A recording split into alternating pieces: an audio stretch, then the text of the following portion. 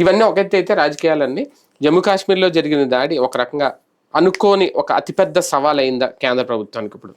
యాక్చువల్గా ఏంటంటే తాజాగా వినబడుతున్నటువంటి లెక్క నరేంద్ర మోడీ టార్గెట్గా దేశంలో అతిపెద్దదైనటువంటి కుట్ర చేశారట అంతకుముందు. వాస్తవంగా 19వ తారీఖు వందే భారత్ ఎక్స్ప్రెస్ ఇనాగ్రేషన్కి వెళ్ళాలి. ఆ రోజున ఏదో ఇన్సిడెంట్ అయ్యి నరేంద్ర మోడీది క్యాన్సిల్ అయింది, ఏదో వేరే ఇష్యూ వచ్చి. అప్పుడు ఆయన వర్చువల్ గా చేసినట్టున్నారు కదా, చేయలేదు. వందే భారత్ 19వ తారీఖున వందే భారత్ ఇనాగ్రేషన్కి వెళ్ళాలి ఆయన స్వయంగా. ఏది ఇదా స్లీపర్ కోచా మీరు అనేది?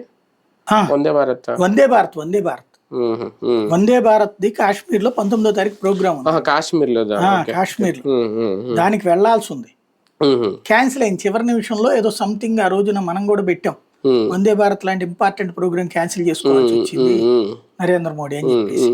చాలా మేజర్ ఇన్సిడెంట్ ఏదో జరిగింది ఆ సందర్భంగా, అది క్యాన్సిల్ అని చెప్పారు. కానీ అసలు అది కాదు, బేసిక్ ఇష్యూ ఇది వచ్చింది. ఏంటంటే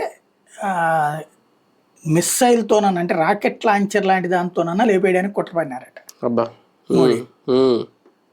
వాస్తవంగా 1% తేడా ఉన్నా మోడీ వెళ్ళిపోయేవాడు. 99% ఫ్యాక్ట్ అయ్యి ఇన్ఫర్మేషన్ కరెక్ట్ అయ్యి 1% తేడా ఉన్నా వెళ్ళిపోయేవాడు. కానీ నేను చేస్తారు చూద్దామని. కానీ 100% కన్ఫామ్ అని చెప్పి ఆపారు బలవంతంగా.